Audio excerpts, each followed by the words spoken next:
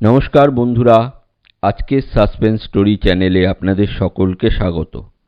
আমাদের গল্পগুলো আপনাদের যদি ভালো লেগে থাকে তাহলে অবশ্যই আমাদের চ্যানেলটিকে সাবস্ক্রাইব করে আমাদের পাশে থাকবেন। আজকের গল্প রাতের মানুষ, লেখক সৈয়দ মুস্তাফা সিরাজ। ঝুলন পূর্ণিমার রাতে গঞ্জের মেলায় ছোট মামার সঙ্গে কলকাতায় যাত্রা দেখতে গিয়েছিলাম। সন্ধ্যের দিকে বৃষ্টি পড়ছিল। ফেরার সময় দেখি আকাশ ফাঁকা, ঝলমলে চাঁদ কাত হয়ে বাদবাকি জ্যোৎস্না ঢেলে নিজেকে খালি করে দিচ্ছে। রাস্তা শুনশান ফাঁকা। মানুষজন মেলায় রাত কাটাতেই আসে, কিন্তু ছোট মামা খুঁতখুঁতে মানুষ। ঘুম পাচ্ছে বলেই যেখানে সেখানে শুয়ে পড়তে হবে নাকি? মোটে তো 5 কিমি রাস্তা, চলে আয় পুটু। ঘুম ঘুম চোখে রাস্তা হাঁটা বড় কষ্টকর। তাছাড়া ছোট মামার চেয়ে আমার পা দুটো বড্ড বেশি ছোট। বারবার পিছিয়ে পড়ছি আর ধমক খাচ্ছি। হঠাৎ রাস্তার বাঁকের মুখে গঞ্জের শেষ দিকটায় একটা সাইকেল রিক্সা দেখা গেল। রিক্সাটা দাঁড়িয়েই ছিল, তবু ছোট মামা চেঁচিয়ে উঠলেন, রক্কে রক্কে। রিক্সাওয়ালা হেসে অস্থির। রুখেই তো আছি বাবু মশাই, যাওয়া হবে কোথায়? আমারও হাসি পাচ্ছিল। ছোট মামা সব কিছুই অদ্ভুত। তো আমরা ঝাপুইহাটি যাব শুনে রিক্সাওয়ালা খুশি হলো। বলল, চলুন, আমি কাছাকাছি থাকি। ওদিককার প্যাসেঞ্জারের জন্য অপেক্ষা করছিলাম। খালি খালি রিক্সা নিয়ে বাড়ি ফেরা পোষায় না। রিক্সাতে উঠে বসে ঘুমটা আমাকে বাগে পেয়েছিল, কিন্তু ছোট মামার বারবার ধমক এবং পড়ে গিয়ে হাড়গোড় ভেঙে যাওয়ার হুমকি ক্রমশ ঘুমটাকে এলোমেলো করে দিচ্ছিল। কিছু দূর চলার পর রিক্সাওয়ালা থামল। ছোট মামা বললেন, কি হলো, চেন খুলে গেল নাকি? রিক্সাওয়ালা সিট থেকে নেমে বলল, আগে না, চক্রবর্তী মশাই হজমিগুলি আনতে দিয়েছিল, দিয়ে আসি। ছোট মামা বিরক্ত হয়ে বললেন, এখানে কোথায় তোমার চক্রবর্তী মশাই? রিক্সাওয়ালা কান করল না। রাস্তার ধারে ঝাঁকড়া একটা গাছের তলায় গিয়ে ডাকলো, চক্রবর্তী মশাই, ও চক্রবর্তী মশাই, ঘুমোচ্ছেন নাকি? গাছের ভেতর থেকে খ্যানখ্যানে গলায় কেউ বলল, ঘুমাবো কি রে বাবা, পেট আই ঢাই। এত দেরি করলি কেন রে? প্যাসেঞ্জার পেলে তো আসবো, এই নিন হজমিগুলি। এনেছিস? কই দে দে দে, শিগগির দে। রিক্সাওয়ালা তাকে হজমিগুলি দিয়ে এসে সিটে উঠল, প্যাডেলে চাপ দিল। রিক্সার চাকা গড়ালো। ছোট মামা বলল, ব্যাপার কি হে রিক্সাওয়ালা, তোমার চক্রবর্তী মশাই কি গাছে থাকেন নাকি? আগে হ্যাঁ, গাছে থাকেন কেন? আগে ওটাই তো ওনার ডেরা। তার মানে? মানে নিয়ে মাথা কামানোর দরকার কি বাবু মশাই? ঝাপুইহাটি যাবেন, পৌঁছে দেব, ব্যাস। ছোট মামা রেগে গেলেন। অদ্ভুত তো তোমার কথাবার্তা, রাত বিরেতে গাছের ওপর। রিক্সাওয়ালা ওকে থামিয়ে দিয়ে বলল, চুপ চুপ, চক্রবর্তী মশাইয়ের কানে গেলেই কেলেঙ্কারি। আমার কাছ থেকে ততক্ষণে ঘুম কেটে পড়েছে। বারবার দেখে আসছি, ছোট মামার সঙ্গে কোথাও রাত বিরেতে বেরোলেই গোলমেলে সব ঘটনা ঘটে। বুঝতে পারি না রাত এলেই কেন পৃথিবীটা অন্যরকম হয়ে যায়, নাকি ছোট মামার ভুলেই রাতটা গোলমেলে হয়ে যায়। কিন্তু তারপর তো ছোট মামা চলে আয় পুটু বলে শেষ পর্যন্ত উধাও হয়ে যান। ধাক্কাটা সামলাতে হয় আমাকেই। এবার কত দূর গড়াবে কে জানে। বুক ঢিপ ঢিপ করতে লাগলো। একটু পরে আবার রিক্সা দাঁড়ালো এবং রিক্সাওয়ালা তড়াক করে নেমে গিয়ে ডাক দিল, ঠাকরুন দিদি, ও ঠাকরুন দিদি। একটা শুকনো গাছের ডাল থেকে নেমে সাদা কাপড় পরা কেউ এগিয়ে এলো। ভূতু এলি? কখন থেকে পথের দিকে তাকিয়ে চোখে ব্যথা ধরে গেল। দোকটা এনেছিস তো? না আনলে ডাকছি কেন, এই নিন। দোক্তা নিয়ে ঠাকরুন দিদি ন্যাড়া গাছটার দিকে চলে গেল। ছোট মামা গুম হয়ে বসেছিলেন। বললে, কোনো মানে হয়? রিক্সাওয়ালা আবার চুপচাপ রিক্সা চালাতে শুরু করলো। কিছু দূর গেছি, হঠাৎ কোত্থেকে কেউ হেরে গলায় ডাকলো, ভতো, এই ভতো, এই ভতো। ছোট মামা চাপা স্বরে বললেন, কেউ না, যেই ডাকুক। একটা কালো বেটে লোক ধমক দিল, এই বেটার ছেলে, কথা কানে যায় না? রিক্সাওয়ালা বলল, রোজ রোজ বাকিতে জিনিস দেবে নাকি? দেবে না মানে? ওর বাপ দেবে। এখনো 63 টাকা 67 পয়সা জমা আছে খাতায়। সে আপনি মামলা করে আদায় করুন গে। লোকটা রাস্তার মাঝখানে দাঁড়িয়ে গেল। বাজে কথা বলিস নে, আসলে তুই যাসনি দত্তর দোকানে।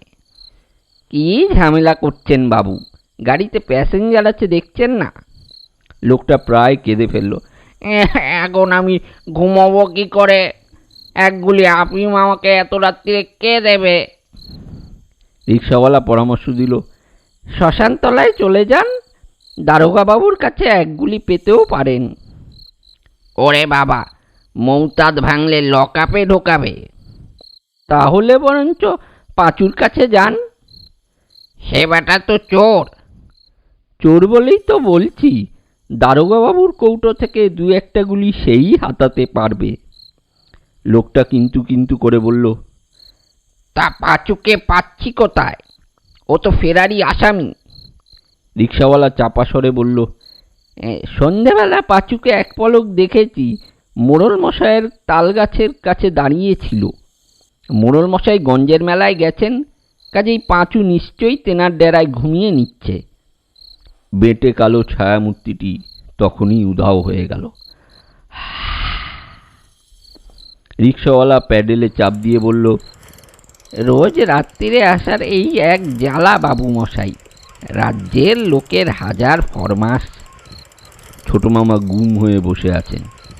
আমি ভাবছি হঠাৎ আমাকে ফেলে পালিয়ে না যান। বড্ড বেশি গোলমেলে ঘটনা ঘটছে। কিছু দূর যাওয়ার পর রাস্তা বাঁক নিল। এবার দুধারে ঘন জঙ্গল, রাস্তায় চক্রা বকরা জ্যোৎস্না পড়েছে। রিক্সাওয়ালা বলল, আরেক জায়গায় একটুখানি থামতে হবে, সিঙ্গি মশাইয়ের নস্যির কৌটোটা দিয়েই আমার ছুটি। একখানে জঙ্গল কিছুটা ফাঁকা। রিক্সা সেখানে থামল।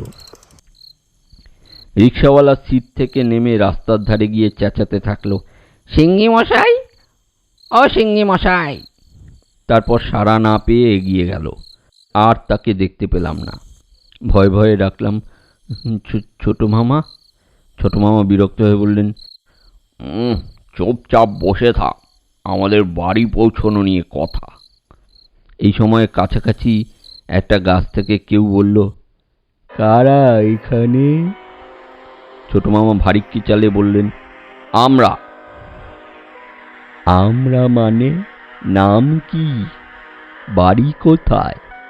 ছোট মামা রেগেই ছিলেন। বললেন, তা জেনে তোমার কাজ কি? কে তুমি? গাছে কি করছো? হ্যাঁ, বলে কি গাছে কি করছি? নেকা, খবরদার, বাজে কথা বলবে না বলে দিচ্ছি। এটা বাজে কথা হলো? জানো না গাছে কি করছি? ছোট মামা খাপ্পা হয়ে বললেন, না, জানি না, আমরা মানুষ, আমরা তোমার মতো রাত বিরেতে গাছে কাটাই না। প্রথম প্রথম এই ভুলটা হয়। কি ভুল হয়? মানুষ মানুষ ভুল। কি অদ্ভুত! অদ্ভুত তো বটেই, অতটুকু বাদ যেতে কয়েকটা দিন দেরি, এই যা। তা তোমরা কি ডেরা খুঁজে বেড়াচ্ছ? বোকার কাকে বলে? ভূতোর রিক্সাতে চেপে। ভূতোটা 1 নম্বরের ধরিবাজ, সাবধান করে দিচ্ছি কিন্তু। ছোট মামা রিক্সা থেকে নেমে ঘুষি পাকিয়ে দাঁড়ালে। কে হে তুমি? গাছ থেকে নেমে এসো তো দেখি। আমিও নামতে দেরি করলাম না। ছোট মামার মারামারি করার অভ্যেস আছে, কিন্তু রাত বিরেতে গাছের লোকটার সঙ্গে এঁটে উঠতে পারবে কিনা আমার সন্দেহ। রিক্সাওয়ালাও আসছে না, মারামারি বাঁধলে থামাবে কে, এটাই আমার ভাবনা।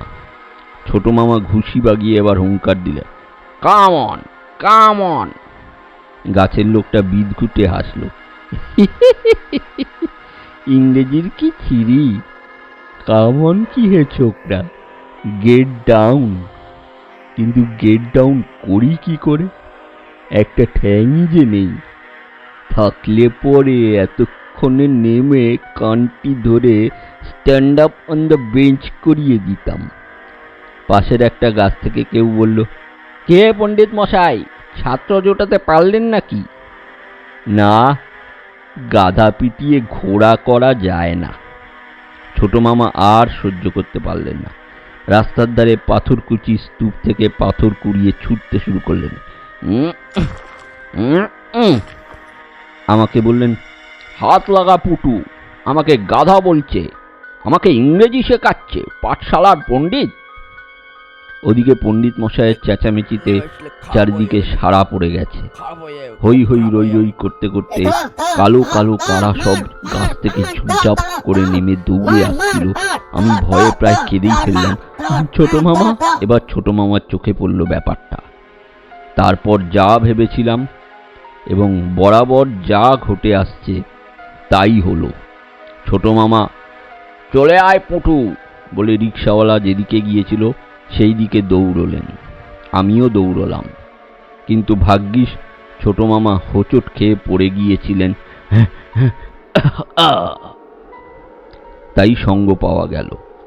জ্যোৎস্নায় একটা ভাঙাচোরা দালান বাড়ি দেখা যাচ্ছিল। বাড়ির দরজায় ছোট মামা ধাক্কা দিতে লাগলেন। একটু পরে ভেতর থেকে সাড়া এলো, কে? ছোট মামা ব্যস্তভাবে বললেন, আমরা খুব বিপদে পড়েছি, দয়া করে দরজা খুলুন। কি বিপদ? কারা আমাদের তাড়া করে আসছে। তারা কারা? গাছে গাছে যারা থাকে। গাছে থাকে ভূত, বনে থাকে বাঘ, জলে থাকে মাছ, মনে থাকে রাগ। কি বিপদ, আপনি পদ্য বলছেন নাকি? ঠিক ধরেছ। কেমন হয়েছে পদ্যটা বলো? খুব ভালো, দয়া করে এবার দরজা খুলুন, ওরা আসছে। ঘোড়ায় যদি পারে ডিম, জলে যদি জলে পিদিম, বলো তবে অত কিম। ছোট মামার পদ্য লেখার বাতিক ছিল, বলে দিলেন, জাম গাছে ফলবে শিম। খাসা খাসা, স্বাগত সুস্বাগত। দরজা খুলে গেল। ছোট মামা বললেন, আলো নেই কেন, আলো জ্বালুন। যত বড় কবি তুই হোস না, যদি না বাসিস ভালো জ্যোৎস্না, থেকে যাবে কত আফসোস না, তাই বলি চুপ করে বস না। ভদ্রলোক বাইরের দরজা বন্ধ করে দিলেন। জানলা গলিয়ে জ্যোৎস্না এসে ঘরে ঢুকছিল। আচ্ছা দেখা যাচ্ছিল ওকে, ঢ্যাঙা বড় বড় চুল, পরনে পাঞ্জাবি পাজামা, হাতে একটা বই বা মোটা খাতা, পাতা উল্টাতে শুরু করলেন। তারপর বললেন, এই পদ্যটা আরও ভালো। একদা এক বাঘের গলায় হাড় ফুটিয়া ছিল, সারস পাখি লম্বা ঠোঁটে হাড় তুলিয়া দিল। পুরস্কার চাইলে পরে বাগড়া গিয়া কহে, মুন্ডুখানা ফেরত পেলি তাই যথেষ্ট নহে। পাশের ঘর থেকে কেউ বিটকেল গলায় ডাকল, ঘটনা, এই ঘটনা, কাকে পদ্য শোনাচ্ছিস? মানুষকে। কয়জন মানুষ? 1.5 জন। দোষ পোষাবে না। ছোট মামা বললেন, কে উনি? কবি ভদ্রলোক বিরক্ত হয়ে বললেন, আমার দাদার ওই এক স্বভাব, খালি খাই খাই। খাই খাই মানে? দাদার খুব খিদে আর কি। যাকগে, এই পদ্যটা পড়ি। সেই সময় বাইরে ডাকাডাকি শোনা গেল, ছোট বাবু, ও ছোট বাবু, ছোট বাবু। কবি খাপ্পা হয়ে দরজা খুলে বললেন, কি হয়েছে? চেঁচাচ্ছিস কেন রে ভূতু? আমার প্যাসেঞ্জার হারিয়ে গেছে, খুঁজে বেড়াচ্ছি। কয়জন? আগে 1.5 জন। ছোট মামা আমার হাত ধরে হ্যাঁচকা টান দিলেন, চলে আয় পুটু। রিক্সাওয়ালা আমাদের দেখেই বলে উঠল, সর্বনাশ, কোথায় ঢুকেছিলেন আপনারা? হে, চলে আসুন, চলে আসুন, এ বাড়ির বড়বাবুর বেজায় খিদে। আমরা 3 জনে দৌড়চ্ছি। পেছনে কবির করুণ আর্তনাদ কানে আসছে, অত ভালো পদ্যখানা শুনে গেল না, আমার যে আবার মরতে ইচ্ছা করছে গো। ছোট মামা রাস্তার কাছে গিয়ে হাঁপাতে হাঁপাতে বললেন, ওই রিক্সাওয়ালা, ওরা সব নেই তো? রিক্সাওয়ালা হাসলো, না, ঘুমিয়ে পড়েছে, ভোজ ভোজ করে ঘুমোচ্ছে, শুনতে পাচ্ছেন না? ছোট মামা কান ধরে শুনে বললে, হুম হুম। আমি তেমন কোনো শব্দ পেলুম না, তবে বাতাসে গাছপালা খুব নড়ছে, নানা রকম শব্দও হচ্ছে বটে। ভোজ ভোজ নয়, শো শো শন শন সর সর কর কর, কে জানে বাবা কি। এবার আর কোনো গন্ডগোল হলো না। আমাদের গায়ের মোড়ে পৌঁছে দিয়ে রিক্সাওয়ালা ভাড়া মিটিয়ে নিল। ছোট মামা জিজ্ঞেস করলেন, তুমি কোন গাছে থাকো হে? রিক্সাওয়ালা বেজায় হেসে বলল, আমি গাছে থাকতে যাব কেন বাবু মশাই? আমার কি ঘরদোর নেই? নামটাই না হয় ভূত। রাত বিরেতে রিক্সা চালাই বলে তেনাদের সঙ্গে চেনা জানা হয়েছে। ছোট মামা সন্দিগ্ধ স্বরে বললেন, তুমি মানুষ? আগে 16 আনা মানুষ। বলে সে শেষ রাতের জ্যোৎস্নায় রিক্সা চালিয়ে কালো হতে হতে দূরে মিলিয়ে গেল। এতক্ষণ আপনারা শুনছিলেন সৈয়দ মুস্তাফা সিরাজের লেখা রাতের মানুষ। ভিডিওটা যদি ভালো লেগে থাকে তাহলে অবশ্যই লাইক, শেয়ার আর কমেন্ট করে দেবেন। ধন্যবাদ।